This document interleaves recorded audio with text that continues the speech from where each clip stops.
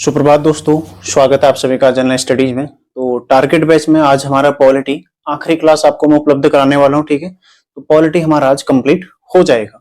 अब कल से हम क्या शुरू करने वाले हैं, देखो, या तो ज्योग्राफी शुरू करेंगे या फिर कंप्यूटर शुरू करेंगे। ठीक है, मेरे हिसाब से इंडियन ज्योग्राफी पढ़ना पहले उचित रहेगा, क्योंकि कंप्यूटर से आपका एक दो सवाल बन सकता है, नहीं भी बन सकता है, लेकिन जो ज्योग्राफी है यहाँ से सवाल आपको देखने को मिल सकता है। ठीक है, इंडियन ज्योग्राफी पढ़ना ज्यादा उचित रहेगा। तो कुछ क्लासेस में मैप के माध्यम से आपको उपलब्ध कराऊंगा, मतलब कुछ आपको मैं बोर्ड के माध्यम से पढ़ाने वाला हूँ और कुछ चीजें आपको मैप में मैं डायरेक्टली समझाने वाला हूँ। तो ज्योग्राफी भी हमारा मुश्किल से 15 फरवरी तक का ज्योग्राफी हमारा चलेगा। ठीक है, उससे पहले पहले ज्योग्राफी को हम समाप्त करने का प्रयास करेंगे।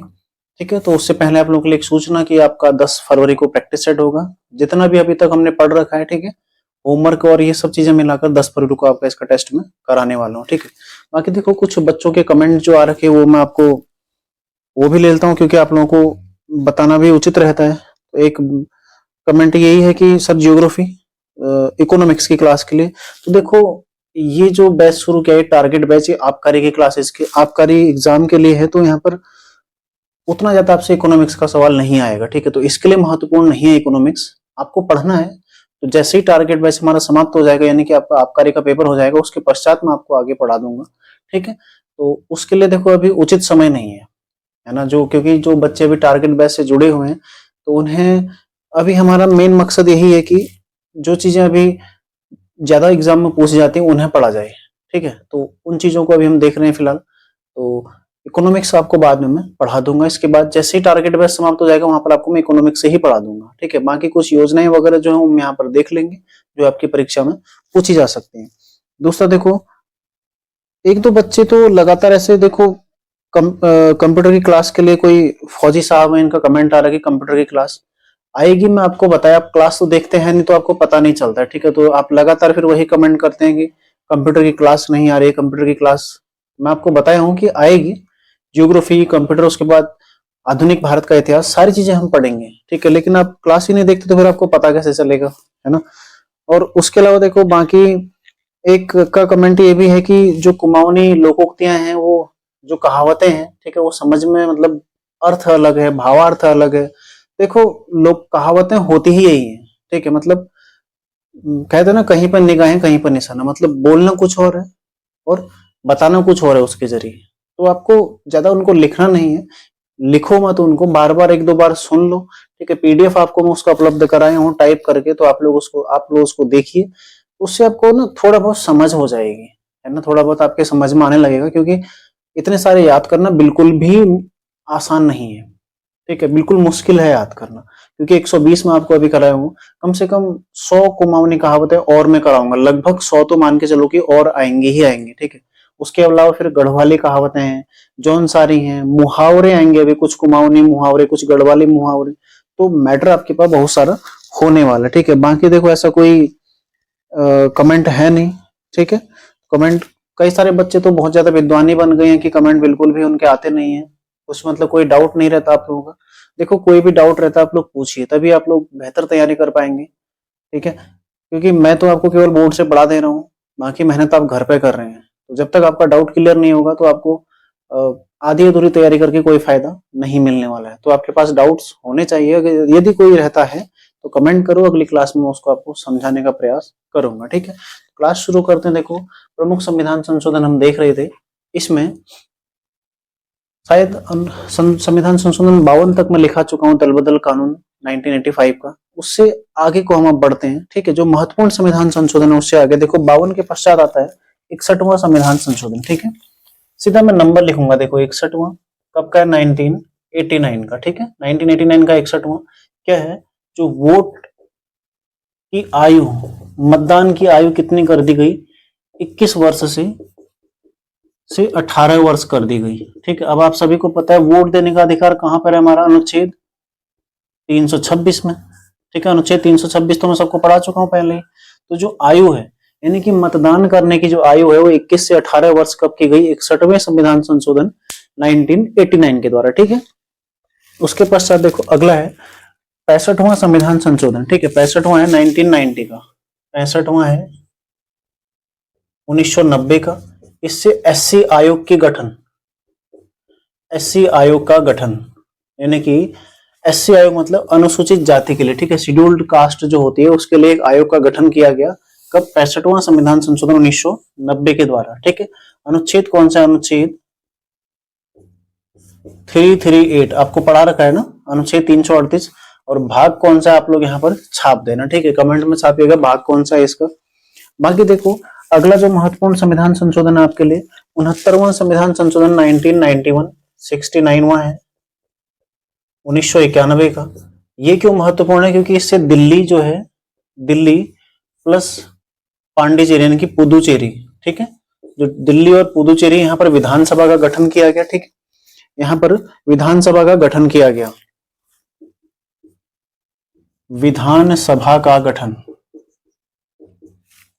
कब किया? कौन से संविधान संशोधन द्वारा? 1991 का, ठीक है। और इसी संविधान संशोधन द्वारा दिल्ली को राष्ट्रीय राजधानी क्षेत्र भी घोषित किया गया था, ठीक है, दिल्ली को NCR घोषित किया गया था किस संविधान संशोधन द्वारा? 69वां संविधान संशोधन 1991 द्वारा।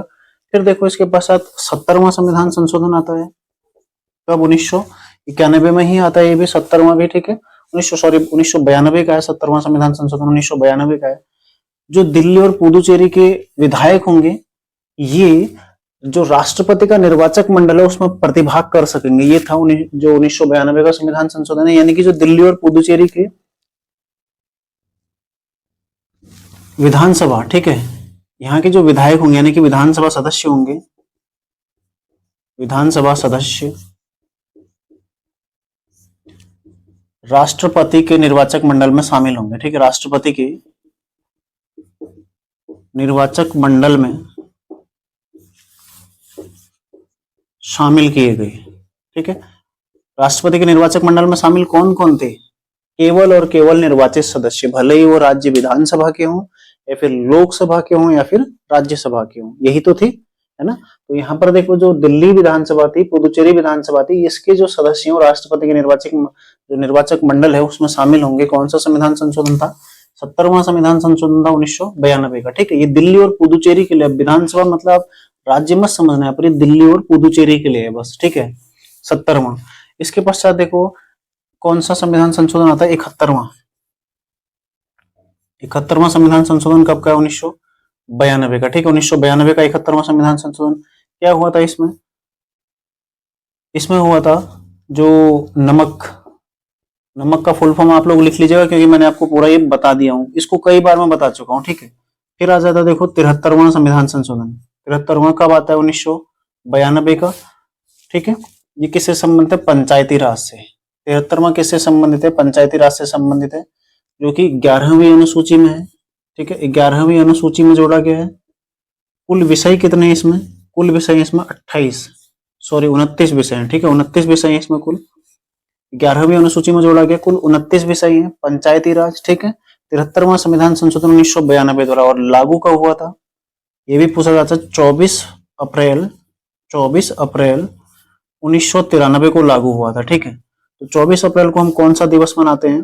राष्ट्रीय पंचायती राज दिवस, ठीक है, राष्ट्रीय पंचायती राज दिवस, राष्ट्रीय पंचायती राज दिवस, ठीक है। तो इसको हम इस रूप में मनाते हैं। तो 73वां संविधान संशोधन 1992 अति महत्वपूर्ण, पेपरों में लगातार यहां से सवाल आते हैं, ध्यान रखिएगा। इस बार जो प्रैक्टिस सेट में आपको कराऊंगा उसमें कम से कम 15 से 20 सवाल आपको पॉलिटी के मिलेंगे, ठीक है, क्योंकि उत्तराखंड के में पिछले टेस्ट में आपको महत्वपूर्ण चीजें करा दिया था, उसका हालांकि मैं सॉल्यूशन करा नहीं पाया आपको क्योंकि टाइम ही नहीं लग रहा है बिल्कुल भी, ठीक है। तो ये मैं आपको जो भी अभी प्रैक्टिस सेट कराऊंगा वहां पर आपको पॉलिटी में बहुत सारे सवाल आपको दूंगा, क्योंकि पॉलिटी में से जितने भी सवाल लगभग आते हैं, ठीक है, कुछ आपको एक जैसे विकल्प वाले, बाकी कुछ मिलाने के लिए इस तरह से सवाल आपको पॉलिटी में दूंगा। 15 से 20 सवाल यहाँ पर हमारे इसमें कवर हो जाएगा। आगे जो सब्जेक्ट हम करेंगे, ठीक है, ऐसे हमारा थोड़ा बहुत आगे परीक्षा के लिए हमारी तैयारी भी होती रहेगी और आपका मूल्यांकन भी हो जाएगा कि वाकई आपने पॉलिटी अच्छे से पढ़ा भी है या फिर नहीं पढ़ा है, ठीक है। तो आप लोग तैयार रहिएगा उसके लिए। तो ये ध्यान रखिएगा 73वां संविधान संशोधन, ठीक है। राष्ट्रीय पंचायती राज दिवस मनाया जाता है कब? 24 अप्रैल को। फिर आप देखो 74वां, ठीक है, ये भी 1992 का है, लागू 1993 में हुआ। इससे नगर निकाय, ठीक है, नगर निकाय कौन सी अनुसूची जोड़ी? 12वीं अनुसूची। कौन सी अनुसूची जोड़ी? 12वीं अनुसूची संविधान में जोड़ी गई नगर निकायों के संबंध में। कुल विषय कितने इसमें? 18 विषय। कुल विषय कितने हैं? 18 विषय। ठीक है, ये कुछ महत्वपूर्ण संविधान संशोधन है जो मैं आपको लिखा रहा हूँ। हालांकि और भी बहुत ज्यादा है, लेकिन इतने सारे लिख के कोई फायदा है नहीं। ठीक है, जो जो महत्वपूर्ण है वो मैं आपको सारे करा रहा हूँ यहाँ पर। तो 74वां संविधान संशोधन भी 1992 का है। इसके पास आता है देखो 86वां संविधान संशोधन 2003। कौन सा है? 86वां। कब का है? 2003 का। ठीक है, 2002-2003 का है, जिसके तहत 2002 का है वैसे 86वां संविधान संशोधन। ठीक है, 2003 गलत लिखा है, 2002 का है। इसके तहत क्या हुआ? शिक्षा को मूल अधिकार में शामिल किया गया। शिक्षा का मूल अधिकार। ठीक है, अनुच्छेद 21A, इसमें संशोधन 21A जोड़ा गया। साथ ही मूल कर्तव्य कौन सा जोड़ा गया? 11वां। ठीक है, प्रत्येक माता पिता का यह कर्तव्य होगा कि वो अपने 14 वर्ष तक के बच्चे उन्हें आरंभिक शिक्षा उपलब्ध करवाएंगे। ठीक है, मूल कर्तव्य जोड़ा गया 11वां। साथ ही अनुच्छेद 45 में भी संशोधन किया गया। ठीक है, राज्य का यह कर्तव्य होगा, दायित्व, मतलब राज्य जो 6 से 14 वर्ष के बच्चे उन्हें शिक्षा प्रदान करने का प्रयास, प्रारंभिक शिक्षा प्रदान कराने का प्रयास करेगा। ठीक है, 45 में संशोधन हुआ अनुच्छेद। मूल कर्तव्य जोड़ा गया, यानी कि 51 क में संशोधन हुआ, और साथ ही शिक्षा का मूल अधिकार इसमें जोड़ा गया। ये लागू कब हुआ? ये लागू हुआ 1 अप्रैल 2010 से लागू हुआ। ठीक है, 1 अप्रैल 2010 से लागू हुआ। ठीक है, 1 अप्रैल 2010 से लागू हुआ। तो ऐसे ही आपने देखो ध्यान रखना, आपको सारी चीजें पता होनी चाहिए इसमें। ठीक है, इसके पश्चात आता देखो 89वां संविधान संशोधन 2003, 89वां कब का है? 2003 का। इससे देखो एसटी आयोग का गठन किया गया। एसटी आयोग का गठन, ठीक है, एसटी आयोग का गठन किया गया। और एसटी आयोग का गठन किस अनुच्छेद में होता है? 338 का। 338 का। आज आपका जो काम रहने वाला है, आपने जितने भी आयोग है, देखो एससी आयोग है, एसटी आयोग है, या फिर नेशनल ग्रीन ट्रिब्यूनल है, जैसे फिक्की है, जितने भी मतलब ऐसे संगठन है, उन सब संगठनों के आपने अध्यक्ष स्वयं से ढूंढने हैं। ठीक है, हो सकता है वहां से आपका प्रश्न बन जाए तो आपका क्लियर हो जाएगा। जैसे सीबीआई के महानिदेशक कौन है, या फिर रॉ के प्रमुख कौन है। ठीक है, इस तरह की जो छोटी छोटी चीजें ना, थोड़ा बहुत खुद भी मेहनत करना सीखो, थोड़ा बहुत खुद से भी अतिरिक्त प्रयास करो, क्योंकि अब सारी चीजें ये संभव नहीं है कि मैं आपको लिखा पाऊंगा, है ना। टारगेट बैच, हालांकि कोशिश हम कर रहे हैं कि सारी चीजें कवर करें, लेकिन देखो इतनी सारी चीजें फिर भी हम नहीं कर पाएंगे। 60 से 70% तक सिलेबस ही हम कवर कर पाएंगे। बाकी देखो थोड़ा बहुत स्वयं से भी प्रयास करो, है ना। जो पढ़ रहे हैं, जो लगातार इस बैच से जुड़े हुए हैं आप लोग, है ना, तो कुछ कुछ चीजें आप लोग स्वयं से भी देखिए। बाकी करंट अफेयर्स देखो क्लास रह गया था आपका कल रविवार को, हालांकि पिछले 2-3 दिनों से थोड़ा ज्यादा व्यस्तता के कारण कुछ भी क्लास नहीं हो पाई थी। आपकी शनिवार को टारगेट बैच की क्लास भी नहीं आई थी, आज भी नहीं आई थी, केवल एक जिला दर्शन में आपको दे पाया था अल्मोड़ा जिले का। ठीक है, तो प्रयास यही रहेगा कि इस हफ्ते लगातार आपकी क्लास रहेगी, है ना। टारगेट बैच में हम जिला जो जियोग्राफी है उसको शुरू करेंगे, जियोग्राफी के साथ साथ हम उसको मैप के जरिए भी उसमें देखने वाले हैं। मतलब जियोग्राफी कंप्लीट, हमारा टारगेट ये रहेगा कि कम से कम 8 से 10 दिन में उसको भी हम कंप्लीट कर लें। ठीक है, इसके पश्चात देखो जो महत्वपूर्ण संविधान संशोधन है 89 के बाद, वो आता है 92वां संविधान संशोधन। कब का है? 2003 का। BDMS। ठीक है, BDMS आप याद कर लो, BDMS क्या था, मैंने आपको बता रखा है। ठीक है, BDMS बोडो, डोंगरी, मैथिली और संताली। ठीक है, ये मैंने आपको बता रखा है। 92वां संविधान संशोधन 2003। ठीक है, अगला उसके पश्चात देखो महत्वपूर्ण जो है 99वां संविधान संशोधन। 99वां कब का है? 99वां संविधान संशोधन 2015 का। ठीक है, 2015 का 99वां संविधान संशोधन किससे संबंधित है? कॉलेजियम व्यवस्था। कॉलेजियम व्यवस्था, ठीक है, 2014 का होना चाहिए। क्लियर करके मैं आपको इसको पिन कर दूंगा। ठीक है, 2014 का ही होना चाहिए, 99वां संविधान संशोधन 2014 का। इसमें क्या था? राष्ट्रीय न्यायिक नियुक्ति आयोग, यानी कि जो सुप्रीम कोर्ट के जजेस हैं, इनकी नियुक्ति के लिए एक आयोग के गठन की चर्चा इसमें की गई थी, और इसको सुप्रीम कोर्ट ने निरस्त कर दिया है। ठीक है, इसको सुप्रीम कोर्ट ने निरस्त कर दिया है, सुप्रीम कोर्ट द्वारा निरस्त। तो भारतीय संविधान में जितने भी संशोधन हुए हैं आज तक, कुल संविधान में 106 संशोधन हो चुके हैं वर्तमान तक का। एकमात्र ऐसा संशोधन है जिसको अभी तक निरस्त किया गया है, ठीक है। तो 99वां संविधान संशोधन है, कॉलेजियम व्यवस्था से संबंधित है, जिसको सुप्रीम कोर्ट द्वारा निरस्त कर दिया गया है, ठीक है। मतलब ये क्या कहते हैं, संविधान के अनुकूल नहीं है, ठीक है, ऐसा सुप्रीम कोर्ट ने माना है और इसको निरस्त कर दिया। तो ध्यान रखिएगा, सुप्रीम कोर्ट द्वारा निरस्त एकमात्र संविधान संशोधन कौन सा है, 99वां। इसके पश्चात देखो 100वां संविधान संशोधन आता है, ये 2015 का, ठीक है, 2015 का भारत बांग्लादेश भूमि अधिग्रहण पूछा गया है, ठीक है, भूमि अधिग्रहण 2016-17 में ये पूछा गया था क्योंकि तब चर्चा का विषय था। तो इससे संबंधित है 100वां, जो कि 2015 का है। उसके पश्चात देखो 101वां है, कब का है, 2017 का, जीएसटी, ठीक है, गुड्स एंड सर्विस टैक्स, यानी कि वस्तु एवं सेवा कर, वस्तु एवं सेवा कर, ठीक है, इससे संबंधित जीएसटी, जो कि 1 जुलाई 2017 से लागू हुआ था, ठीक है, 1 जुलाई 2017 से लागू हुआ था। ये महत्वपूर्ण है, 1 जुलाई 2017 से लागू हुआ था, ठीक है, महत्वपूर्ण है। और इसके अलावा जीएसटी परिषद, ठीक है, जीएसटी परिषद एक बनती है, जीएसटी परिषद अनुच्छेद किस में संबंधित है, ये जीएसटी परिषद किस अनुच्छेद में इसका गठन होता है, 279 का ए, इसमें गठन होता है, ठीक है, जीएसटी परिषद का 279 का ए, ठीक है, ये ए है, 9 मत समझना इसको, ए, ठीक है। तो जीएसटी परिषद इसका अध्यक्ष कौन होता है, अध्यक्ष कौन होता है इसका, वित्त मंत्री, ठीक है, वित्त मंत्री इसका अध्यक्ष होता है।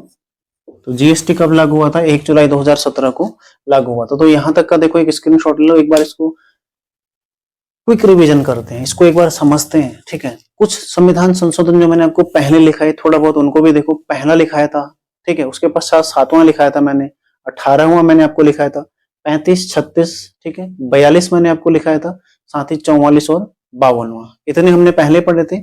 उसके बाद देखो कौन सा 61वां, जो कि 1989 का है, इसमें मताधिकार की आयु को 21 साल से घटाकर 18 साल कर दिया गया। ये चीजें आपको ना, ये ऐसी चीजें हैं जो आपको उंगलियों पर याद होनी चाहिए, ठीक है। मतलब बार बार जब आप रिवीजन करोगे, 100% भले ही ना हो, ठीक है, 100% होना थोड़ा मुश्किल होता है, लेकिन देखो कम से कम 90% चीजें आपको पता होनी ही चाहिए। यहाँ से लगातार सवाल आते हैं, है ना। जितना भी पॉलिटी मैंने आपको बता रखा है, ये आपको बिल्कुल ऐसे ही याद होना चाहिए जैसे मैंने आपको पढ़ा रखा है। साथ ही इसमें शायद पिछली क्लास में आपको जो मैंने भारत का संवैधानिक इतिहास पढ़ाया था पहले, वो मैं वीडियो उसका लिंक शेयर करना भूल गया था, तो इस क्लास में आपको कर दूंगा लिंक शेयर, आप लोग वहां से भारत का संवैधानिक इतिहास आप लोग जरूर देख लीजिएगा, ठीक है। जितनी भी क्लासेज है उनको आप लोग एक बार रिपीट कर लीजिएगा, वहां से आपका और भी कवर हो जाएगा जहां से ज्यादा सवाल बनते हैं, ठीक है। उसको यहाँ पर पढ़ाऊंगा तो 3-4 क्लासेस एक्स्ट्रा हमारी जाएंगी, तो वो उचित नहीं है, ठीक है। तो यहाँ पर देखो 61वां जो संविधान संशोधन है 1989 का, जिससे वोट की आयु यानी कि मतदान की आयु 21 वर्ष से घटाकर 18 वर्ष कर दी गई, ठीक है। और मतदान का अधिकार हमारे कौन से अनुच्छेद में, अनुच्छेद 326 में। भाग यदि पूछेगा भाग कौन सा है, भाग 15, सब पता होना चाहिए, सब चीजें मैंने आपको करा दी है, ठीक है। अब आपको पॉलिटी में ऐसा कोई भी चीज नहीं है जो छूट रखा है। फिर देखो 65वां संविधान संशोधन 1990 का, इसमें शेड्यूल कास्ट यानी कि जो अनुसूचित जाति है उसके लिए एक आयोग के गठन का प्रावधान किया गया, ठीक है। और ये अनुच्छेद 338 में इसका प्रावधान किया गया। अब इसके अध्यक्ष कौन है वर्तमान में, ये आपका होमवर्क है, और साथ ही आपने कमेंट भी करना है, देखो सर्च करके कमेंट भी करना है, ठीक है, कमेंट भी करना है। जो सारे कमेंट करेगा उसको मैं पिन भी कर दूंगा ताकि अन्य बच्चे भी उसको लिख सकें, ठीक है। तो थोड़ा बहुत मेहनत घर से करनी है आपने। 69वां संविधान संशोधन देखो 1991 का है, जिसमें दिल्ली और जो पांडिचेरी है, पुदुचेरी है, यहाँ पर विधानसभा का गठन किया गया, ठीक है। पहले यहाँ पर विधानसभा नहीं थी, तो 69वें संविधान संशोधन द्वारा दिल्ली और पुदुचेरी में विधानसभा का गठन होता है, और साथ ही दिल्ली को एनसीआर का दर्जा भी इसमें दिया गया, ठीक है, यानी कि राष्ट्रीय राजधानी क्षेत्र का दर्जा इसमें दिया गया। उसके पश्चात देखो 70वां संविधान संशोधन 1992 का है, जिसमें विधानसभा सदस्य यानी कि दिल्ली और पुदुचेरी के विधानसभा सदस्य राष्ट्रपति के निर्वाचक मंडल में शामिल हो सकते हैं। अब याद करो निर्वाचक मंडल में क्या क्या था, है ना। अब गलती नहीं करनी है, जो बच्चे लगातार पॉलिटी के सवाल गलत करते हैं, अगर यहाँ पढ़ने के बाद भी आपने पॉलिटी गलत किया है, ठीक है, तो फिर आप कभी सही नहीं कर पाओगे। इतनी आसानी से आपको पॉलिटी समझाया है, यदि यहाँ पर समझ में नहीं आए तो फिर आप बेसिकली मतलब बेसिक चीजें भी पॉलिटी का आप समझ नहीं पाएंगे, ठीक है। तो इससे ज्यादा डीप जब आप पढ़ने जाएंगे तो ये चीजें आपको पता होना बहुत ज्यादा आवश्यक होता है, ठीक है। तो इतना लगभग आपने आपका जो मैंने इसमें आपको जितना भी कोर्स कराया पॉलिटी का, ये सब क्या आपका मूल है पॉलिटी का, बेसिक है पॉलिटी, ठीक है। हर पेपर में यहाँ से सवाल आता है और इतना आपको पता होना ही चाहिए। फिर देखो 71वां हमने 1992 में देखा, 3 भाषाएं जोड़ी अनुसूची 22 में कौन सी? नमक। अब नमक का फुल फॉर्म आपको पता ही है, मैंने बार बार बता रखा है तो यहाँ पर बताने की आवश्यकता है नहीं, ठीक है। जो बच्चे पहली बार क्लास में जुड़ रहे हैं, आप लोग पिछली क्लासेस देखिए। 73वां संविधान देखो 1992 का है, इसमें पंचायती राज हमने लागू कर दिया भारत में, जो कि 11वीं अनुसूची में जोड़ा गया। कुल इसमें 29 विषय हमने शामिल किए, साथ ही लागू कब हुआ है? 24 अप्रैल सन 1993 को ये लागू हुआ था, ठीक है। 24 अप्रैल सन 1993 को ये लागू किया गया। तो 24 अप्रैल को हम क्या मनाते हैं? राष्ट्रीय पंचायती राज दिवस हम मनाते हैं, ठीक है। फिर 74वां संविधान संशोधन आता है 1992 का, इसमें जो नगर निकाय हैं इनकी प्रावधान किया गया, ठीक है। 12वीं अनुसूची जोड़ी गई जिसमें 18 विषय थे टोटल, तो विषय भी इनके कभी कभी पूछे जाते हैं विषय, ठीक है। फिर आया देखो 86वां संविधान संशोधन आया 2002 में, शिक्षा को मूल अधिकार में शामिल कर लिया गया, अनुच्छेद 21A जोड़ा गया। मूल कर्तव्य 11वां मूल कर्तव्य जोड़ा गया, ठीक है, जो कि 51 क में जोड़ा गया। और साथ ही अनुच्छेद 45 में भी संशोधन किया। 45 क्या आप सभी जानते हैं, ठीक है। और 1 अप्रैल 2010 से लागू हो गया। उसके पश्चात देखो 89वां संविधान संशोधन 2003 द्वारा एसटी आयोग यानी कि जो शेड्यूल ट्राइब्स होते हैं यानी कि अनुसूचित जनजाति, ठीक है, अनुसूचित जनजाति के लिए एक राष्ट्रीय आयोग का गठन किया गया। और कौन से अनुच्छेद के तहत किया गया? अनुच्छेद 338 क, ये यहाँ पर जोड़ा गया है, ठीक है। अब सारे प्रश्न आपके क्लियर हो रहे हैं ना? तो देखो अब इसके अध्यक्ष कौन है ये ढूंढ के कमेंट करना आपका काम है। 92वां संविधान संशोधन 2003 बीडीएमएस आप जानते हैं। 99वां संविधान संशोधन 2014, ठीक है, कॉलेजियम व्यवस्था से संबंधित है, सुप्रीम कोर्ट द्वारा इसको निरस्त कर दिया गया है। 100वां संविधान संशोधन 2015 भारत बांग्लादेश भूमि अधिग्रहण जो विवाद है उससे संबंधित है।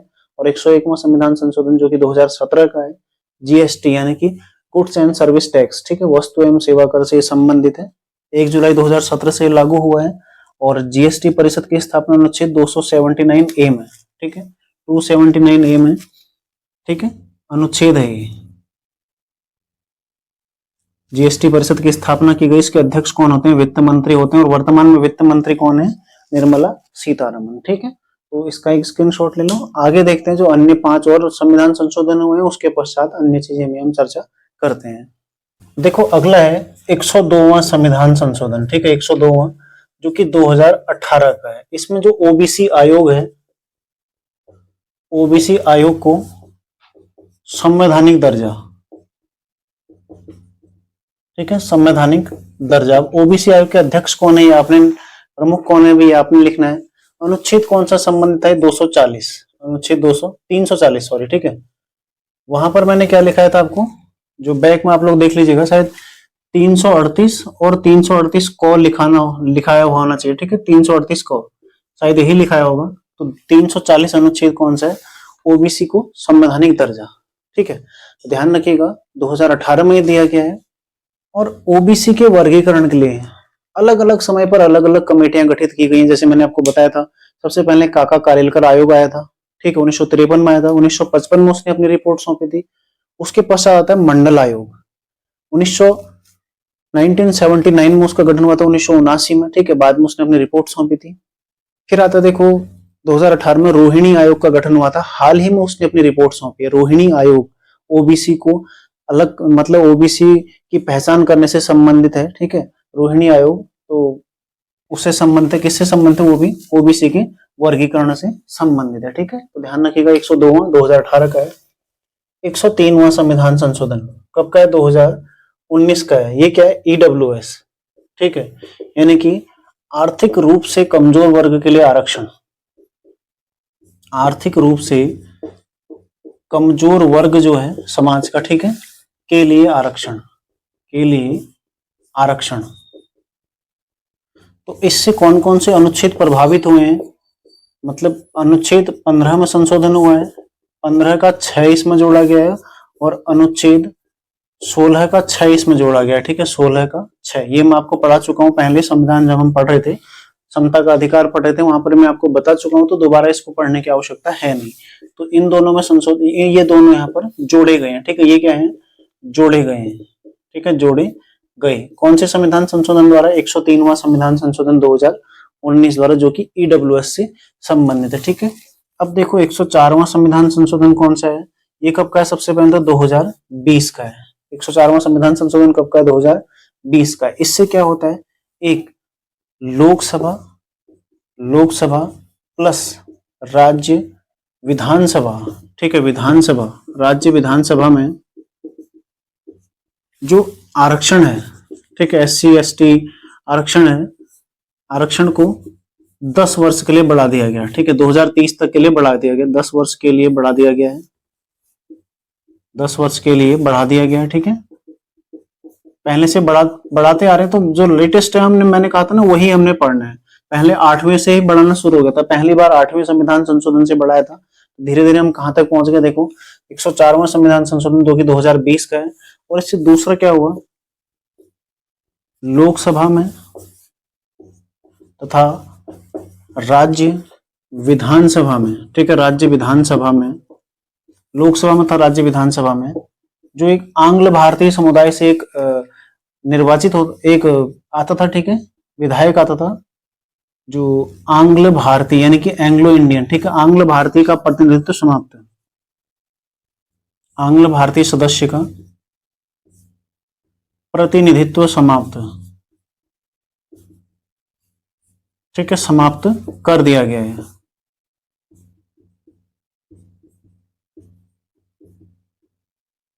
ठीक है, तो लोकसभा में किस अनुच्छेद के तहत होता था? अनुच्छेद 331। और राज्य विधानसभा में किस अनुच्छेद के तहत होता? अनुच्छेद 333, 333, ठीक है। 333 में राज्य विधानसभा जो कि राज्यपाल मनोनीत करते थे, और लोकसभा में 2 राष्ट्रपति मनोनीत करते, ठीक है। लोकसभा में 2 राष्ट्रपति मनोनीत करते थे, जबकि राज्य विधानसभा में प्रत्येक राज्य में एक एक कौन मनोनीत करते थे? राज्यपाल। तो इसको अब समाप्त कर दिया गया, इस व्यवस्था को। कौन सा संविधान संशोधन है? 104वां संविधान संशोधन है, जो कि 2020 का है, ठीक है। उसके पश्चात देखो 105वां संविधान संशोधन, 105वां संविधान संशोधन, ठीक है, ये भी महत्वपूर्ण है आपके लिए। कब का 105वां संविधान संशोधन? ये है 2021 का, ठीक है। 105वां संविधान संशोधन कब का है? 2021 का है। तो इसमें देखो ओबीसी का वर्गीकरण करने का आदेश दे दिया गया, ठीक है। ओबीसी की सूची बनाने से संबंधित है, ओबीसी की सूची यानी कि वर्गीकरण से संबंधित है, ओबीसी की वर्गीकरण, ठीक है, ओबीसी का वर्गीकरण से संबंधित है 105वां संविधान संशोधन, जो कि 2021 का है, ठीक है। फिर देखो 106वां हाल ही में आ रखा है, 106वां हाल ही में आ रखा है, कौन सा है? 2023 का है। क्या है? नारी शक्ति वंदन अधिनियम, नारी शक्ति वंदन अधिनियम, ठीक है, जो कि विधेयक कौन सा है? ये विधेयक भी आपसे पूछा जा सकता है क्योंकि लेटेस्ट है, ठीक है। विधेयक 128वां, मतलब संविधान संशोधन के लिए संसद में अभी तक कुल 128 विधेयक आ चुके हैं, ठीक है, जिसमें से केवल 106 ही अधिनियम बन पाए, यानी कि 106 ही पास हो पाए, बाकी 128 में से देखो 22 पास नहीं हो पाए, ठीक है। तो विधेयक कौन सा है? 128वां। ये प्रश्न पूछा गया था अभी आरओ एग्जाम में, आरओ का जो प्री आया था वहां पर ये प्रश्न पूछा गया था, साथ ही ये पूछा गया था आपके ईओ के एग्जाम में, ठीक है। तो दोनों चीज पूछी जा चुकी है। तो 106वां संविधान संशोधन 2003 जो कि नारी शक्ति वंदन अधिनियम है, महिलाओं को क्या है? ये है क्या? महिलाओं को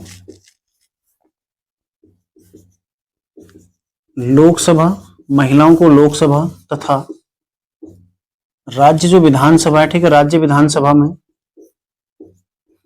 33% आरक्षण, ठीक है, 33% आरक्षण से संबंधित है, आरक्षण से संबंधित है, ठीक है। महिलाओं को लोकसभा तथा राज्य विधानसभाओं में कितने प्रतिशत आरक्षण से संबंधित है? 33%। देखो अब विधानसभा कहाँ कहाँ है? दिल्ली और पुदुचेरी में भी विधानसभा है, जम्मू कश्मीर में भी विधानसभा है, ठीक है। लोकसभा तो ठीक ही हो गया। तो कौन कौन सा अनुच्छेद इससे प्रभावित हुआ है, ये भी आपको पता होना चाहिए। सबसे पहले देखो अनुच्छेद देखो 230 प्लस 232 प्लस अनुच्छेद 234 प्लस अनुच्छेद 239, ठीक है। ये 300 होंगे, ठीक है, ये 300 होंगे, 300, ये 239, ठीक है, ये 300 वाले होंगे, 239 वाला होगा। इसमें थोड़ा गड़बड़ा जा रहा है, 200 300 है ना। तो ध्यान रखिएगा ये 4 अनुच्छेद ये कैसे प्रभावित हुए। अनुच्छेद 330 क्या बोलता है, आरक्षण का प्रावधान करता है। तो 330 को इसमें जुड़ गया, महिलाओं के लिए 33% आरक्षण कहां, लोकसभा में, ठीक है, लोकसभा में 33% आरक्षण महिलाओं को। 332 क इसमें जुड़ गया, महिलाओं को राज्य विधानसभा में 33% आरक्षण, ठीक है, 33% विधानसभा में। 334 इसमें जुड़ गया जो कि 15 वर्ष के लिए लागू है, ठीक है, 15 वर्ष के लिए आरक्षण लागू किया गया है, आरक्षण लागू, ठीक है, 15 वर्ष के लिए किया गया है। फिर आगे इसको बढ़ाया जा सकता है, जैसे हमने देखा था ना, ये बढ़ाने का सीन जो है 104वां संविधान संशोधन में लोकसभा और राज्य विधानसभा में आरक्षण को 10 वर्ष के लिए बढ़ा दिया गया। कौन सा आरक्षण, जो SC ST आरक्षण है उसको 10 वर्ष के लिए बढ़ाया गया है। तो ये अनुच्छेद 334 में ही ये प्रावधान है, 334 में प्रावधान है कि इसको बढ़ाया जा सकता है, ठीक है। तो यहाँ पर देखो अनुच्छेद 334 में यही बोला है कि महिलाओं के लिए जो आरक्षण है इसको 15 वर्ष के लिए फिलहाल लागू किया गया है। ये जैसे 10 वर्ष के लिए होता है, ये 15 वर्ष के लिए, फिर 15 वर्ष पश्चात इसको बढ़ाया जा सकता है। और 239 में देखो दिल्ली और पुदुचेरी, ठीक है, दिल्ली में ही, ठीक है। तो जो भी केंद्र शासित प्रदेश हैं, क्योंकि ये केंद्र शासित प्रदेशों से संबंधित अनुच्छेद है, तो केंद्र शासित प्रदेशों में महिलाओं के लिए आरक्षण से संबंधित कौन सा है, 239, ठीक है, ध्यान रखिएगा। तो ये 4 अनुच्छेद इसमें प्रभावित हुए हैं। तो 106वां संविधान संशोधन अधिनियम, जो कि ये सब फैक्ट आपको पता होना चाहिए। लोकसभा से कब पारित हुआ, 21 सितंबर, ठीक है, 454 मत पड़े थे। ये प्रश्न भी बन चुका है, ठीक है, ये प्रश्न ईओ के एग्जाम में आया था। राज्यसभा से कब पारित हुआ था, 22 सितंबर, सब 2023 की बात है, ठीक है। राष्ट्रपति के इसमें साइन कब हुए, 29 सितंबर। तो ये तीनों चीज आपने ध्यान रखनी है, ठीक है। लोकसभा में कब पारित हुआ, 21 सितंबर को, राज्यसभा में 22 सितंबर को, राष्ट्रपति ने साइन किया 29 सितंबर को। लोकसभा में कुल 454 मत इसमें पड़े थे। ये कहां पर पेश किया गया था, नए संसद भवन में, ठीक है, नए संसद भवन में इसको पेश किया गया था। और नए संसद भवन का उद्घाटन कब हुआ था, ये भी आपको पता होना चाहिए, 28 मई सन 2023, ठीक है। इसको सेंट्रल विस्टा प्रोजेक्ट के नाम से जाना जाता है, ठीक है, सेंट्रल विस्टा प्रोजेक्ट, नया संसद भवन जो था इसको नए सेंट्रल विस्टा प्रोजेक्ट के नाम से जाना जाता है, ठीक है। तो 28 मई 2023 को इसका उद्घाटन किसने किया था, प्रधानमंत्री नरेंद्र मोदी ने। और सितंबर में इसमें पहला सत्र आयोजित हुआ था। इसी सत्र के दौरान इसको जो नारी शक्ति वंदन अधिनियम है इसको पास कराया गया था, जो कि 128वां विधेयक है और महिलाओं को लोकसभा और राज्य विधानसभा में 33% आरक्षण देने से संबंधित है, ठीक है। तो 106 संविधान संशोधन भारतीय संविधान में अभी तक हुए हैं। इसका एक स्क्रीनशॉट ले लो, पुनः एक बार रिवीजन करते हैं इसको। अब आपको संविधान संशोधन से शायद ही कोई ऐसा प्रश्न है जो आपको अतिरिक्त पूछा जाएगा, ठीक है। इन्हें आपने बिल्कुल ऐसे ही याद करना, जैसे मैंने आपको बिल्कुल लिखा रखा पॉइंट टू पॉइंट, आपने भी इसको भले ही आप 2-3 बार इसको रट्टा ही क्यों ना मार लो, हालांकि रटने की आवश्यकता आपको पढ़नी नहीं चाहिए, क्योंकि मैंने एक एक चीज आपको इसमें समझा दी है, ठीक है, बेहतर तरीके से आपको मैंने समझा दिया है। फिर भी तो आप लोग इसको कैसे ही भी करो, लेकिन आपने याद करना है इसको, ठीक है। ये समझो कि मैं आपको कल इसको पूछने वाला हूँ, तो इसी तरह से आपने इसको याद रखना है, ठीक है। तो देखो 102वां संविधान संशोधन जो कि 2018 का है, ओबीसी आयोग को संवैधानिक दर्जा प्रदान किया गया है, अनुच्छेद 340 में है, ठीक है, ओबीसी आयोग 340 में है। 103वां संविधान संशोधन 2019 में ईडब्ल्यूएस से संबंधित है, आर्थिक रूप से जो कमजोर वर्ग है ईडब्ल्यूएस, ठीक है, उसके लिए आरक्षण से प्रावधान ही करता है। तो अनुच्छेद 15 का 6 और 16 का 6 इससे जोड़े गए हैं। फिर देखो 104वां संविधान संशोधन जो कि 2020 का है, इसमें लोकसभा और राज्य विधानसभाओं में जो SC ST OBC इनके लिए आरक्षण है, मतलब SC ST जो आरक्षण है उसको 10 वर्ष के लिए बढ़ा दिया गया है, ठीक है। अनुच्छेद 334 से प्रावधान करता है कि इसको बढ़ाया जा सकता है। अनुच्छेद जो लोकसभा में अनुच्छेद 331 के तहत प्रावधान है, लोकसभा आरक्षण ये आंग्ल भारतीय होगा शायद, ठीक है, आंग्ल भारतीय का। लोकसभा में तथा राज्य विधानसभा में आंग्ल भारतीय सदस्य का प्रतिनिधित्व समाप्त कर दिया गया है। कौन सा, 104वां संविधान संशोधन 2020 द्वारा। तो लोकसभा में 331 के तहत 2 सदस्य जो नियुक्त होते थे, राष्ट्रपति द्वारा मनोनीत होते थे, वो अब नहीं होते हैं। साथ ही राज्य विधानसभा में जो एक मनोनीत होता है वो नहीं होता है। तो आपका जो होमवर्क है यहाँ पर ये भी है, आपने राज्य में अब तक जितने भी राज्य, उत्तराखंड राज्य की बात हो रही है, उत्तराखंड राज्य के पहले आंग्ल भारतीय सदस्य कौन थे और अंतिम कौन थे, ठीक है, कुल 2-3 नियुक्त हुए हैं, वो तीनों आपने सर्च करके यहाँ पर लिख लेना है, ठीक है। टाइप मतलब स्वयं से उसको ढूंढ के कर लेना है। हो सकता है कभी पूछ ले, हालांकि नहीं पूछेगा, ठीक है। 105वां संविधान संशोधन ओबीसी के वर्गीकरण से संबंधित है और 106वां संविधान संशोधन नारी शक्ति वंदन अधिनियम जो कि विधेयक 128वां है। अधिनियम कौन सा 106वां है, महिलाओं को लोकसभा और राज्य विधानसभा में 33% आरक्षण से संबंधित है। बाकी कुछ अन्य फैक्ट जो मैंने आपको कराए ये आपने समझ लिए हैं, ठीक है। तो स्क्रीनशॉट ले लो। आगे हम देखते हैं महत्व जो कुछ आयोग हैं, जैसे लोक सेवा आयोग है, फिर चुनाव आयोग है, इत्यादि इत्यादि, इनके बारे में थोड़ा बहुत जान लेते हैं। बाकी फिर उसके बाद हम देखेंगे कुछ महत्वपूर्ण सुप्रीम कोर्ट के केस लॉ जो कि आपसे परीक्षाओं में पूछे जाते हैं, ठीक है। अब हम देखते हैं कुछ महत्वपूर्ण आयोग, ठीक है, इत्यादि, इनके संबंध में चर्चा करते हैं। जैसे सबसे पहले आता है संघ लोक सेवा आयोग, ठीक है, यूपीएससी, ठीक है। तो संघ लोक सेवा आयोग इसको हम बोलते हैं यूनियन पब्लिक सर्विस कमीशन, ठीक है, संघ लोक सेवा आयोग। हालांकि सबसे पहले जब संघ लोक सेवा आयोग की स्थापना हुई थी 1926 में हुई थी ली आयोग की सिफारिश पर, ठीक है। 1919 में एक एक्ट आया था, उसी में ली आयोग की सिफारिश पर 1926 में एक लोक सेवा आयोग की स्थापना की गई थी, जिसका 1935 में संघ लोक सेवा आयोग के रूप में विस्तार किया गया। साथ ही 1935 के अधिनियम द्वारा राज्यों में लोक सेवा आयोग के गठन की भी सिफारिश की गई, ठीक है। तो इतिहास देखने से हमें ज्यादा कुछ महत्वपूर्ण मिलेगा नहीं। यहाँ पर महत्वपूर्ण क्या है, देखो यूपीएससी में जो अध्यक्ष होते हैं और सदस्य होते हैं, अध्यक्ष प्लस सदस्य, जो आपको कंफ्यूज करेगा ना, इनका कार्यकाल जो होता है वो ज्यादा कंफ्यूज आपको करता है, ठीक है। इनका कार्यकाल कितना होता है, 6 या फिर 65, ठीक है, 6 वर्ष या फिर 65 वर्ष, जो पहले हो। माने कोई 62 साल की उम्र में अध्यक्ष बनता है तो वो 3 साल ही रहेगा, क्योंकि 65 साल पहले हो गए। माने कोई 54 साल में बन गया तो वो 60 साल में रिटायर हो जाएगा, क्योंकि 6 साल अधिकतम सीमा है, ठीक है। 6 वर्ष या 65 वर्ष का इनका कार्यकाल होता है, ठीक है। देखो अध्यक्ष और सदस्य नियुक्त कौन करते हैं, राष्ट्रपति। नियुक्त कौन करते हैं, राष्ट्रपति करते हैं, ठीक है, राष्ट्रपति इनको नियुक्त करते हैं। रिपोर्ट किसको सौंपते हैं, अध्यक्ष किसको रिपोर्ट सौंपता है, रिपोर्ट राष्ट्रपति को सौंपता है, ठीक है। इस्तीफा किसको देंगे, राष्ट्रपति को। इस्तीफा किसको देंगे, राष्ट्रपति को।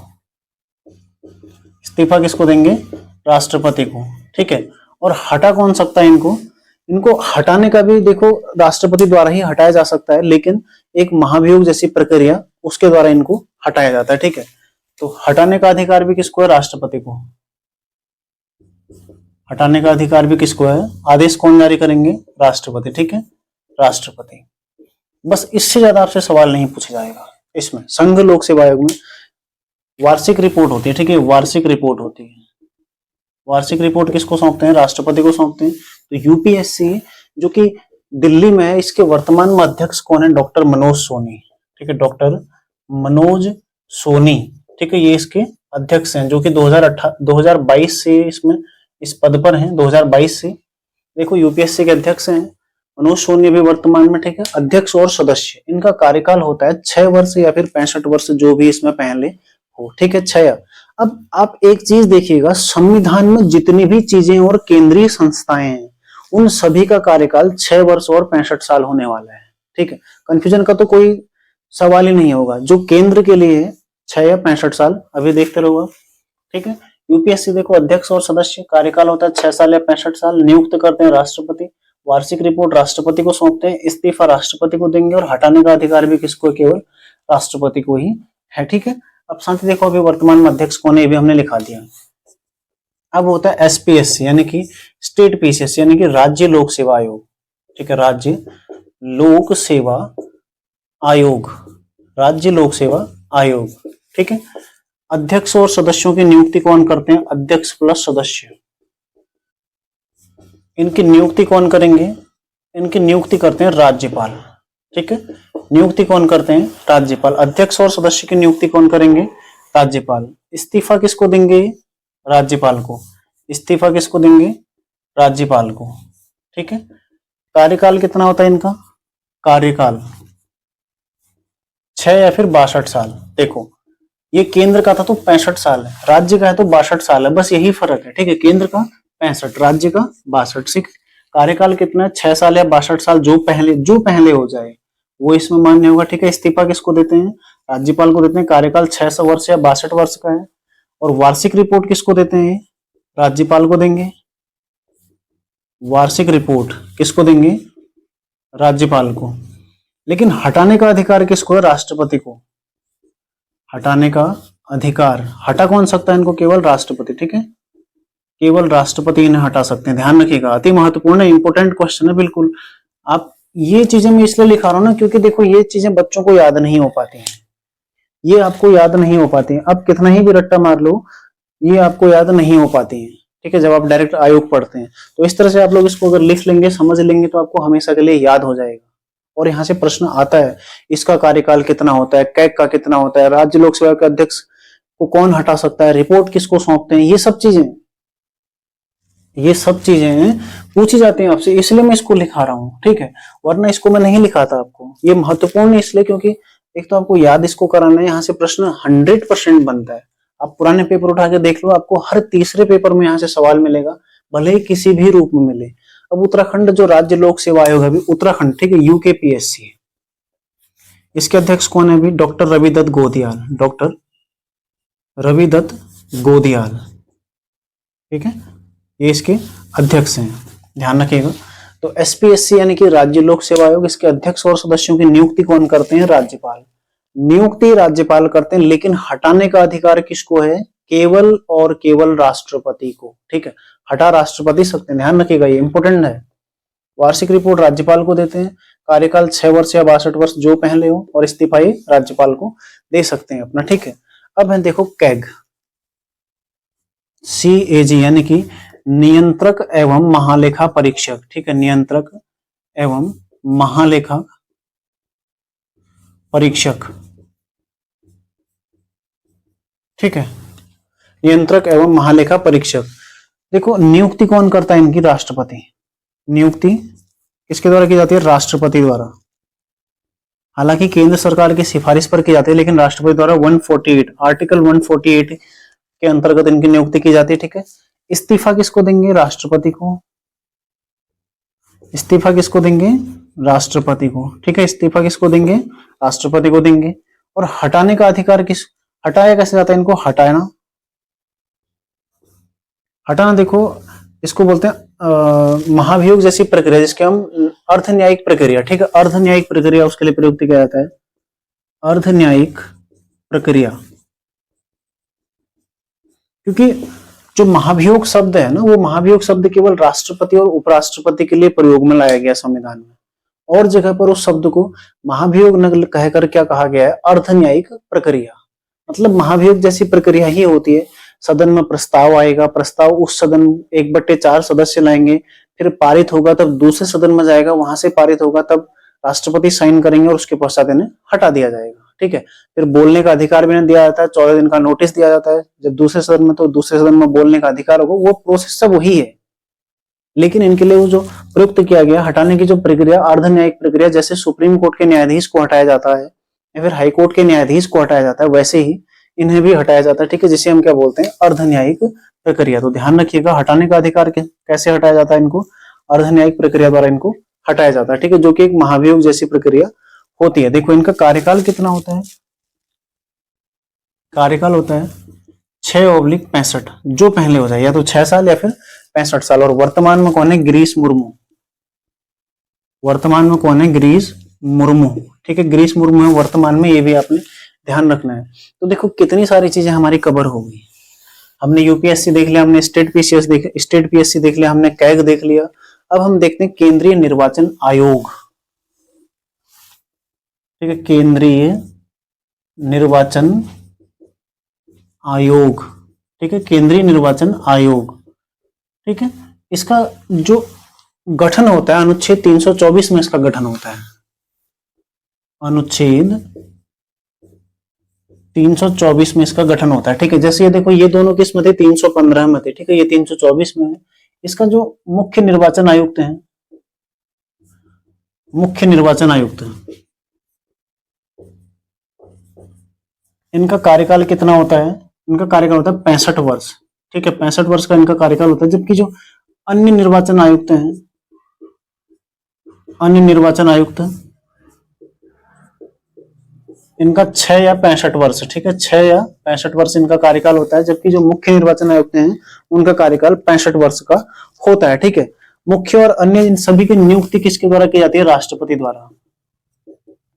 नियुक्ति किसके द्वारा होती है? राष्ट्रपति द्वारा। हालांकि हाल ही में इसमें थोड़ा बहुत संशोधन हुआ था, लेकिन देखो फाइनली साइन तो राष्ट्रपति ही करते हैं। भले ही कोई कमेटी बने, प्रधानमंत्री जिसमें थे, अभी हाल ही में कमेटी जो बनी थी, ठीक है, भले ही कैसी भी नियुक्ति हो, लेकिन फाइनल जो साइन होगा राष्ट्रपति का ही होगा। यानी कि नियुक्ति किसने करी? राष्ट्रपति ने, ठीक है। तो नियुक्ति कौन करते हैं? राष्ट्रपति करते हैं। अन्य निर्वाचन आयुक्तों का कार्यकाल 6 या 65 वर्ष होता है। मुख्य निर्वाचन आयुक्त का कार्यकाल 65 वर्ष का होता है, ठीक है। इसके अलावा इसमें जो देखो महत्वपूर्ण चीजें हैं,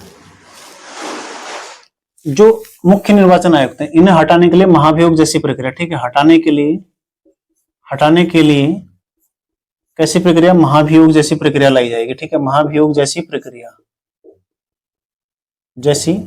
प्रक्रिया। जबकि जो सदस्य हैं, जो अन्य निर्वाचन आयुक्त हैं, इन्हें मुख्य निर्वाचन आयुक्त के परामर्श पर राष्ट्रपति कभी भी हटा सकते हैं, ठीक है, परामर्श पर राष्ट्रपति कभी भी इनको हटा सकते हैं, ठीक है, राष्ट्रपति हटा सकते हैं, ठीक है, ये आपने ध्यान रखना है। यदि ये त्याग पत्र देंगे तो किसको देंगे? त्याग पत्र किसको देंगे? राष्ट्रपति को देंगे अपना त्याग पत्र, ठीक है, त्याग पत्र किसको देंगे? राष्ट्रपति को। और हटाने के लिए महाभियोग जैसी प्रक्रिया मैं आपको बता चुका हूं। और वर्तमान में हमारे मुख्य निर्वाचन आयुक्त तो कौन है? वर्तमान में राजीव कुमार, ठीक है, वर्तमान में मुख्य निर्वाचन आयुक्त कौन है? राजीव कुमार। ये भी आपको पता होना चाहिए, ठीक है। तो इसका एक स्क्रीनशॉट ले लो, आगे हम इसको मिटा के देखते हैं। यहीं पर देख लेते हैं, देखो थोड़ा बहुत रहेगा, यहीं पर हमारा कंप्लीट हो जाएगा। जो सुप्रीम कोर्ट है, इसके जो न्यायाधीश होते हैं उनका कार्यकाल कितना होता है? 65 साल, ठीक है। जबकि हाईकोर्ट के न्यायाधीश है, इनका कार्यकाल कितना होता है? 62 वर्ष। हाई कोर्ट में कोई भी जज हो, चीफ हो या कुछ भी हो, ठीक है। सुप्रीम कोर्ट में कितना है? 65 वर्ष है। हाई कोर्ट में कितना है? 62 वर्ष है, ठीक है। तो हाई कोर्ट की जो वर्तमान में सुप्रीम कोर्ट के न्यायाधीश कौन है? डी.वाई. चंद्रचूड़, ठीक है, डी.वाई. चंद्रचूड़, यानी कि धनंजय यशवंत चंद्रचूड़। कभी कभी आपको फुल फॉर्म पूछी जा सकती है इसकी, ठीक है, ध्यान रखिएगा, धनंजय यशवंत चंद्रचूड़, जो कि वर्तमान में भारत के मुख्य न्यायाधीश हैं। जबकि उत्तराखंड, ठीक है, किसी भी हाईकोर्ट में 62 वर्ष न्यायाधीश क्या होते हैं। और उत्तराखंड हाईकोर्ट की मुख्य न्यायाधीश कौन बनी अभी हाल ही में? रितु बहारी, जो कि उत्तराखंड हाईकोर्ट की पहली महिला मुख्य न्यायाधीश बनी है, ठीक है। अब मैं देखो मुख्य सूचना आयुक्त, अगले कौन है? मुख्य सूचना आयुक्त। ये संवैधानिक पद नहीं है, ठीक है, ये क्या है? एक कानूनी पद है, वैधानिक पद है, संवैधानिक नहीं है, क्योंकि सूचना आयोग का प्रावधान संविधान में कहीं पर भी नहीं है। सूचना आयोग जो बना है वो 2005 के अधिनियम द्वारा, ठीक है, सूचना आयोग। इसका एक स्क्रीनशॉट ले लो, थोड़ा इसको मैं मिटा देता हूं इधर वाला, ठीक है, स्क्रीनशॉट इसका एक ले लो आप लोग।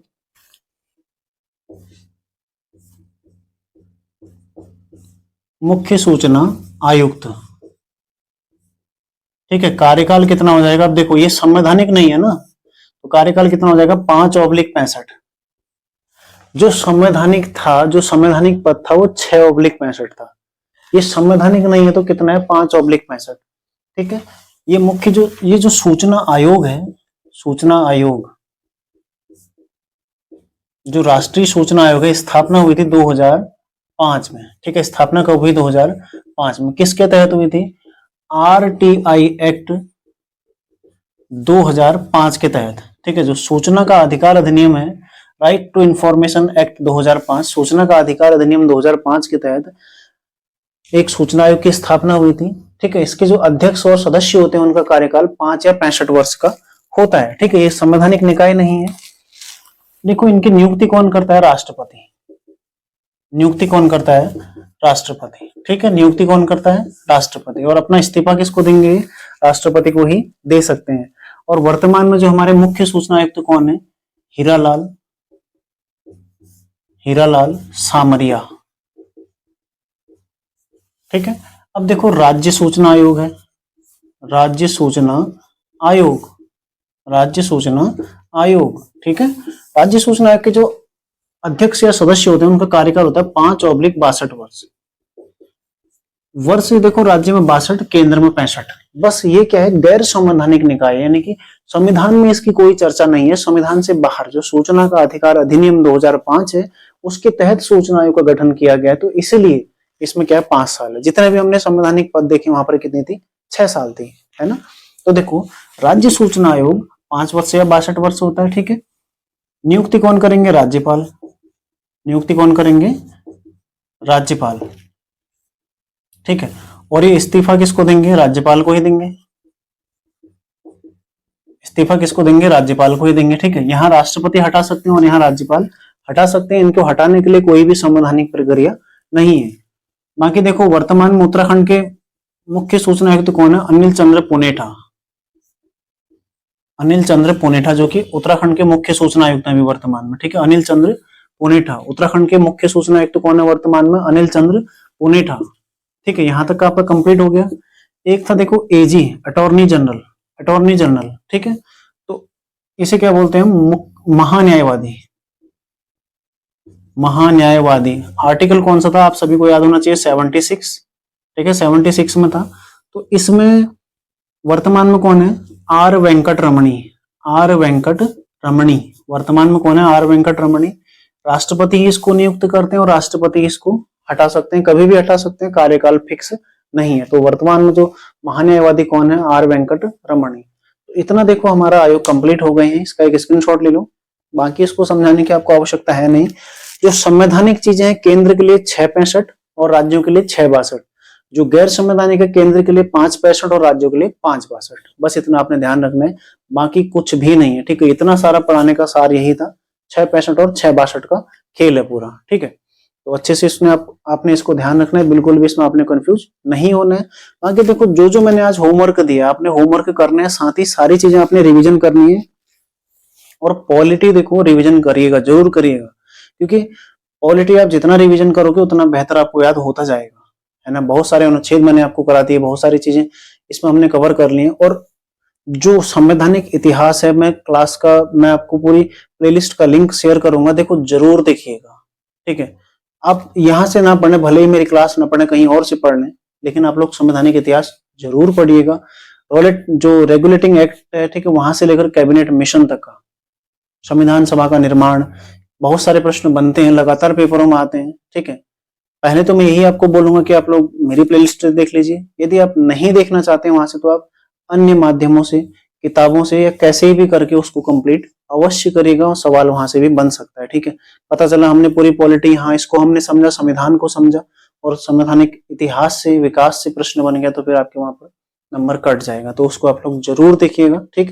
कैसे भी आप देखें, कोई भी माध्यम से आप देखें, जरूरी नहीं आप मेरी ही क्लास देखिए, ठीक है। तो ये आपका कंप्लीट हो गया, एक स्क्रीनशॉट ले लीजिए। आगे देखते हैं हम संविधान के महत्वपूर्ण कुछ केस लॉ। देखो उससे पहले आप लोगों को मैं एक चीज बताना चाहूंगा। कल मैंने आपको कंप्यूटर की एक क्लास दे रखी थी जिसमें टाइपिंग के बारे में सिखाया था।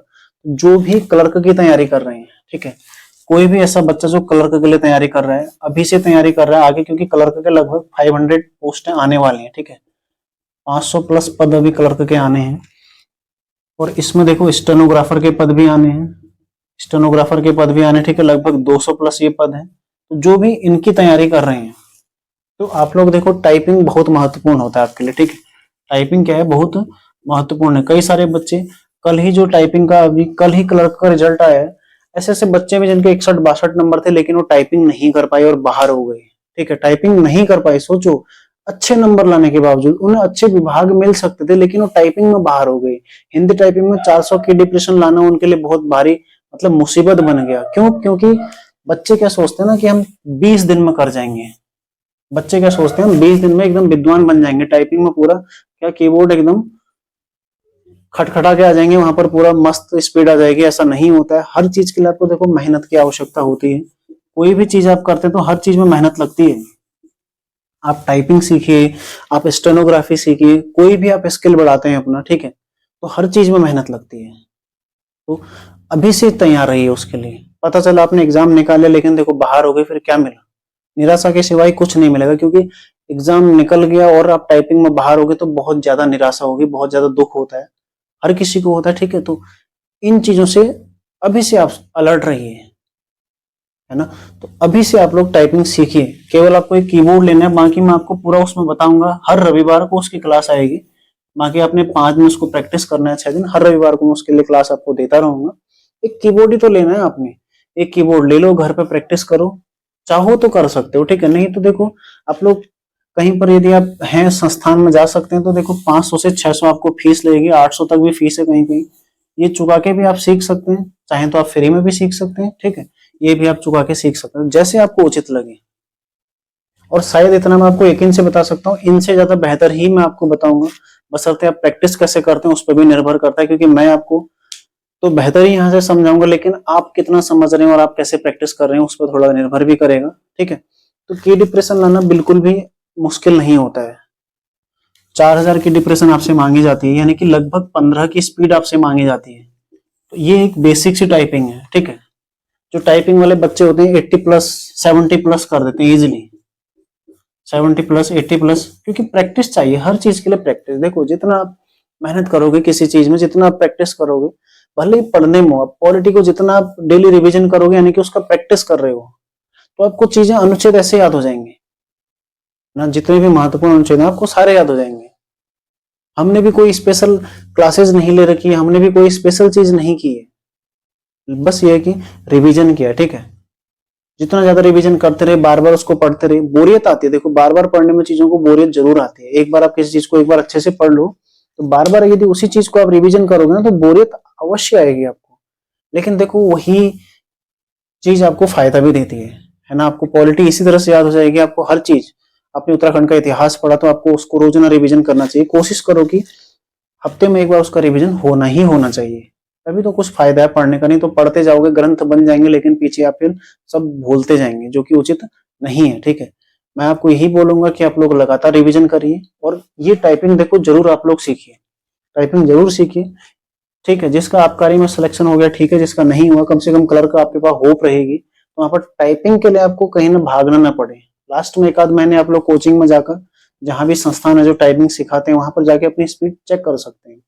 लेकिन मैं दावे से कह सकता हूँ, यदि आप इन चीजों को फॉलो करेंगे तो घर बैठे कीबोर्ड से ही आपकी स्पीड आ जाएगी, ठीक है। स्वयं मैंने जब प्रैक्टिस की थी, तो शुरुआत में मैंने भी केवल कीबोर्ड से ही प्रैक्टिस की थी, है ना। तो मैंने स्वयं, और जितने भी एग्जाम निकाले हैं वहां पर 17,900 की डिप्रेशन तक मेरी स्पीड आ रखी है, ठीक है। 17,900 की डिप्रेशन, यानी कि लगभग 66 से 70 के आसपास की स्पीड होगी। इतना एग्जाम में स्पीड आ रखी है, तो सोचो आप लोगों के लिए 4000 की डिप्रेशन, उसका 4 गुना से भी ज्यादा स्पीड आ रखी है, ठीक है। तो इस अनुभव के आधार पर तो आपको बेहतर ही समझाऊंगा कि आपको स्पीड कैसे लानी है, ठीक है। वो मेरी जिम्मेदारी है। हर रविवार आपको उसकी क्लास में देता रहूंगा, मतलब अभ्यास में आपको देता रहूंगा। पीडीएफ मैंने आपको उपलब्ध करा दिया है, किताब खरीदने की आवश्यकता है नहीं। केवल 4 पेज है, प्रिंट आपने उसको कराना है और आगे उसको प्रैक्टिस करते रहना है, ठीक है। तो आगे हम बढ़ते हैं। देखो, सुप्रीम कोर्ट के कुछ प्रमुख केस लो हम देखते हैं। देखो, मेहनत एक ऐसी चीज है जो आपको चीजें आसान बनाती जाएगी आपके लिए। जितना ज्यादा आप मेहनत करते रहोगे, चीजें उतनी आसान आपको लगती रहेंगी, चीजें आपके लिए आसान होती रहेंगी, है ना। तो मेहनत ज्यादा से ज्यादा करो, मेहनत स्मार्ट तरीके से करो, और अपने लिए एक सही मार्ग चुनो, है ना। ऐसा नहीं है कि जितनी भर्तियां आ रही हैं आप हर भर्ती ट्राई कर रहे हो। कोई 1 या 2 ऐसी पोस्ट सिलेक्ट करो जिसके लिए आपने तैयारी करनी है प्रॉपर, बिल्कुल। भले ही वो पोस्ट 1 साल बाद आई, 2 साल बाद आई। कई सारे बच्चे ना तैयारी कैसे करते हैं, शिफ्ट में। अभी देखो, आबकारी का चल रहा है, अभी एसआई के फॉर्म आए, तो कई सारे बच्चे एसआई की तरफ चले गए होंगे। अब आबकारी की तैयारी उनकी छूट जाएगी पूरी, क्योंकि अब उन्हें एसआई का ख्वाब देखने लग गए हो। तो अगर ऐसे तुम अलग अलग भर्ती के ख्वाब देखोगे तो ख्वाब ही देखते रह जाओगे, कभी नौकरी नहीं लगोगे। देखो, नौकरी, आपको पहले नौकरी लेना जरूरी है, ठीक है।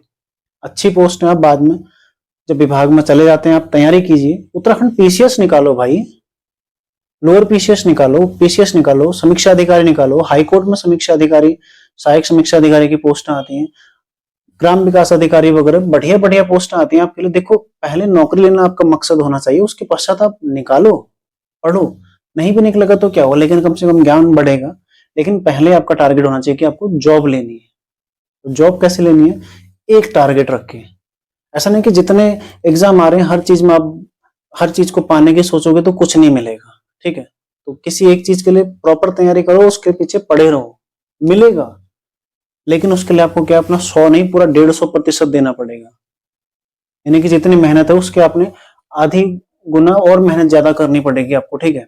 मेहनत तो हर चीज में लगती है। तो क्लास ज्यादा लंबी हो रही है, हालांकि लेक्चर यदि सुनाएंगे तो पूरा 1 घंटा हो जाएगा बोलते बोलते, लेकिन है ना, क्लास भी आपको पढ़ाना तो ये भी ज्यादा जरूरी है, ठीक है। तो कुछ प्रमुख जो केस लॉ हैं, देखो सबसे पहले शंकरी प्रसाद मामला जो कि 1951 का है।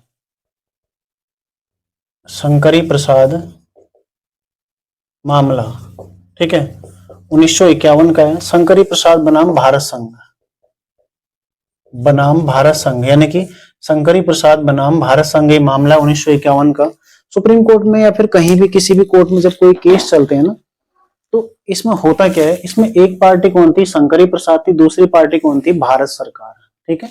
पहली पार्टी कौन थी इसमें, शंकरी प्रसाद, और दूसरी पार्टी कौन थी इसमें, भारत सरकार। तो 1951 में जब पहला संविधान संशोधन हुआ था, अब आपको पता है पहला संविधान संशोधन क्या था, भूमि सुधार से संबंधित था। तो उसके पश्चात उस संविधान संशोधन के अगेंस्ट, उसके विरुद्ध ये सुप्रीम कोर्ट में एक वाद योजित किया गया, जिसमें सुप्रीम कोर्ट ने क्या बोला कि संसद को संविधान के किसी भी भाग में जो संशोधन है उसको संशोधन करने का अधिकार है, ठीक है। तो इसमें सुप्रीम कोर्ट ने क्या बोला, ने कहा कि संसद को संविधान के किसी भी भाग में, ठीक है, किसी भी भाग में संशोधन का अधिकार है, संशोधन का अधिकार है, ठीक है। तो सुप्रीम कोर्ट ने किस केस, अब क्वेश्चन ऐसे ही बनेगा कि निम्न में से किस वाद में सुप्रीम कोर्ट ने माना है कि संसद को संविधान के किसी भी भाग में संशोधन का अधिकार है, ठीक है, जिसमें मौलिक अधिकार भी शामिल है, जिसमें मौलिक अधिकार भी क्या है, शामिल है, जिसमें मौलिक अधिकार भी क्या है, शामिल है, ठीक है। सुप्रीम कोर्ट ने क्या माना कि संसद किसी भी भाग में संशोधन कर सकती है, साथ ही वो मौलिक अधिकार में भी संशोधन कर सकती है, ठीक है। उसके पश्चात अगला मामला जो आता है, देखो केशवानंद भारती वाद, केशवानंद भारती बनाम भारत संघ, 1973 का ही मामला है, ये लगातार पूछा जाता है, ठीक है। केशवानंद भारती बनाम भारत संघ मूल ढांचे से संबंधित है, मूल ढांचे से संबंधित, मतलब सुप्रीम कोर्ट ने ये माना कि संसद किसी भी भाग में कहीं पर भी संशोधन कर सकते, लेकिन संविधान का मूल ढांचा जो है वो परिवर्तित नहीं होना चाहिए। चीजें इसमें जुड़ सकती हैं, इसमें संशोधन हो सकते हैं, लेकिन मूल ढांचा जो है वो परिवर्तित नहीं होना चाहिए। मतलब जितनी चीजें उसमें लिखी गई हैं वो तो वैसी की वैसी ही रहेंगी, उसके अलावा चीजें जोड़ी जा सकती हैं, ठीक है। तो इसी के आधार पर देखो प्रस्तावना में संशोधन हुआ था कब, जो 42वां संविधान संशोधन है, इसी के आधार पर, ठीक है, प्रस्तावना में संशोधन हुआ था। इसमें देखो 13 जजों की संवैधानिक पीठ बैठी थी, ठीक है, 13 जजों की संवैधानिक पीठ इसमें थी, संवैधानिक पीठ, ठीक है। इसमें 13 जज शामिल थे, जो कि अब तक की सबसे बड़ी पीठ है, ठीक है, अब तक सर्वाधिक, मतलब आज तक का पहला ऐसा मामला है जिसमें सबसे ज्यादा जजों की पीठ, सबसे ज्यादा जज एक पीठ में बैठे हैं, जिसमें कितने 13 जज इसमें शामिल थे, ठीक है। इसमें 7-6 से फैसला आया था, 7-6 से, 7 ने बोला माना ठीक है, 6 ने अलग चीज दिया, तो 7-6 से इसमें फैसला आया था। 1973 का मामला है, 1973 का, और मूल ढांचे से संबंधित है, ठीक है, मूल ढांचे से संबंधित है, और जो भी पॉलिटी पढ़ेगा इस केस लॉ को हमेशा अवश्य पढ़ेगा, ठीक है। अगला देखो, अगला जो बेरुवाड़ी संघ, बेरुवाड़ी बनाम भारत संघ, ये प्रश्न पूछा गया था, शायद फॉरेस्ट गार्ड के एग्जाम में आया था, बेरुवाड़ी बनाम भारत संघ, ठीक है, बेरुवाड़ी बनाम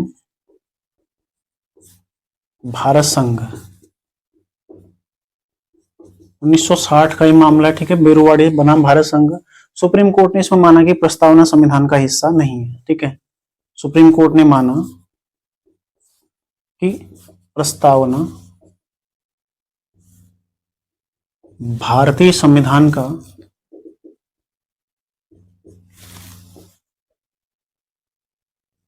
हिस्सा नहीं है, ठीक है, ये माना था।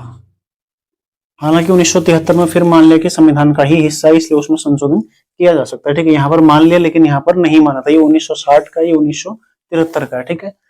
अगला देखो, गोलकनाथ बनाम पंजाब राज्य। अभी पूछा गया था वीपीडीओ वाले एग्जाम में, गोलकनाथ बनाम पंजाब राज्य कब का है? 1967 का, ये पूछा गया था अभी, ठीक है, वीपीडीओ वाले में। इसमें सुप्रीम कोर्ट ने माना कि संसद किसी भी मौलिक अधिकार को छीन या कम नहीं कर सकती। संसद किसी भी मौलिक अधिकार को छीन या कम नहीं कर सकती, ठीक है, कम नहीं कर सकती, ये माना। कर सकती, साथ ही क्या माना, ऊपर लिखता हूं, ठीक है, साथ ही क्या माना, ये भी माना कि जो डीपीएसपी है के कार्यान्वयन के लिए मौलिक अधिकारों में संशोधन नहीं किया जा सकता है। डीपीएसपी मतलब directive principle of state policy, ठीक है, राज्य के नीति निर्देशक तत्व। डीपीएसपी के कार्यान्वयन के लिए, मतलब इनको लागू करने के लिए जो फंडामेंटल राइट्स हैं, ठीक है, फंडामेंटल राइट्स यानी कि मूल अधिकार में संशोधन नहीं किया जा सकता, ये भी माना इसमें, संशोधन नहीं किया जा सकता, ठीक है। अगला देखो, अगला मामला कौन सा था? मिनर्वा मिल्स बनाम भारत संघ। ये फिर से इसको आप लोग ऐसे ही लिख लो, देखो, मिनर्वा मिल्स बनाम भारत संघ 1980 का है। मिनर्वा मिल्स वर्सेज भारत संघ, ठीक है, 1980 का। ये भी क्या है? मूल ढांचे से संबंधित है। साथ ही ये भी माना कि भारतीय संविधान मौलिक अधिकारों और डीपीएसपी के बीच संतुलन के आधार पर स्थापित है, ठीक है। डीपीएसपी और जो मौलिक अधिकार हैं, फंडामेंटल राइट है, इनके बीच संतुलन, डीपीएसपी प्लस फंडामेंटल राइट्स के मध्य संतुलन, ठीक है। ये शॉर्ट में लिख रहा हूं, देखो आप लोग पूरा इसको समझ लीजिएगा, पहले मैंने पढ़ा रखा है तो आप लोग इसको समझ रहे होंगे। फंडामेंटल राइट्स यानी कि मूल अधिकार, डीपीएसपी यानी कि directive principle of state policy यानी कि राज्य के नीति निर्देशक तत्व। अगला देखो, सायरा बानो बनाम भारत संघ, अति महत्वपूर्ण। सायरा बानो बनाम भारत संघ, देखो 2017 का ये केस है और इससे क्या समाप्त हुआ था? 3 तलाक को असंवैधानिक करार दिया था, ठीक है, 3 तलाक को असंवैधानिक माना।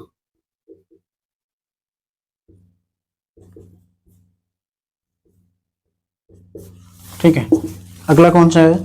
अगला है मेनका गांधी बनाम भारत संघ। इसको रहने दो, इतना महत्वपूर्ण नहीं है, ठीक है। अगला देखो, इंदिरा साहनी बनाम भारत संघ।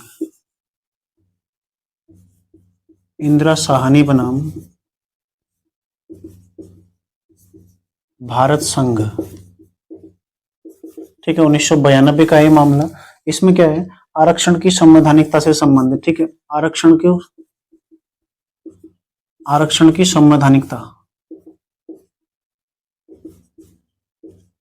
ठीक है। इंदिरा साहनी बनाम भारत संघ। मिनर्वा में ये मेनका गांधी वाला भी लिख लो, 1978 का, ठीक है, मेनका गांधी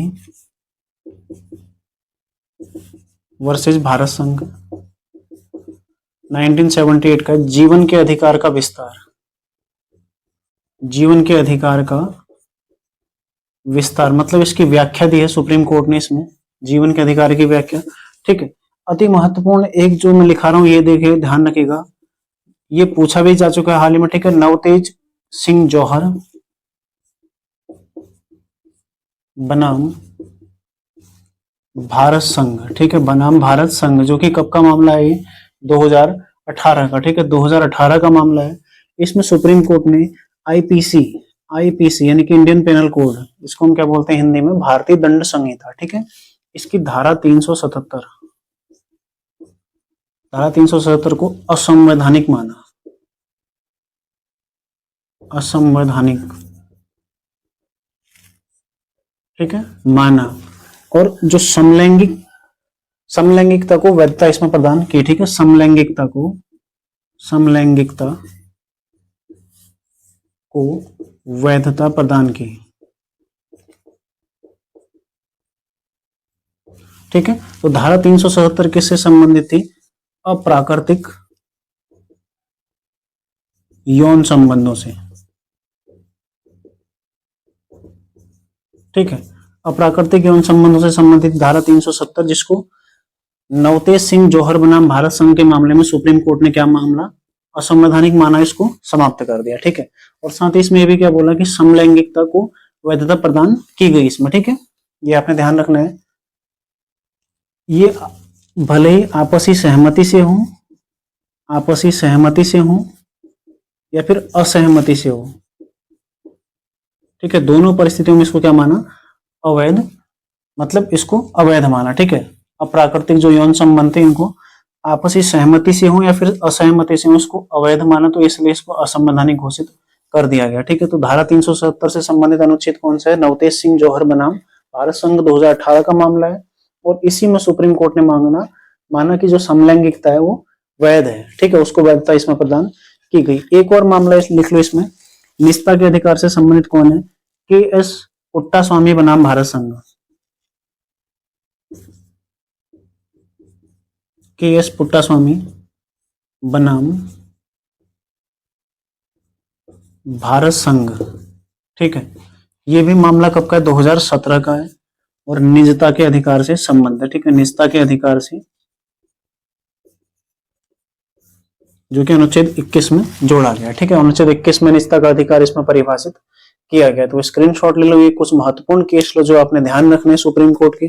ठीक है, ये लगातार यहाँ से प्रश्न आपको देखने को मिलेंगे। तो इसी के साथ हमारा पॉलिटी कंप्लीट होता है। ठीक है, तो आप लोग एक सब्जेक्ट आपका बहुत ही बेहतरीन तरीके से आप लोगों ने इसको पढ़ लिया है। 2 सब्जेक्ट उत्तराखंड भी हमारा लगभग हो चुका है, और साथ ही पॉलिटी हमारा कंप्लीट हो चुका है।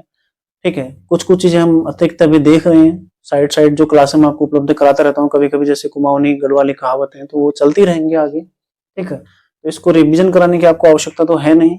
कुछ जो महत्वपूर्ण देखो, निजता का अधिकार क्योंकि लेटेस्ट है। ठीक है, ये समलैंगिकता वाला चर्चा का विषय रहा था काफी, और ये ठीक है आरक्षण वाला ये ध्यान रखिएगा। सायरा बानो अति महत्वपूर्ण है। ठीक है, ये आपने चारों ध्यान रखने हैं। बाकी इस तरफ जो लिखे हैं बेरोवाड़ी, ये सब पूछे गए हैं पहले। ठीक है, ये सब पूछे गए हैं। चंपाकम दोईराजन भी मामला है, कुछ और भी मामले महत्वपूर्ण है, लेकिन जो ज्यादा महत्वपूर्ण है मैंने यहाँ पर वही आपको लिखा है।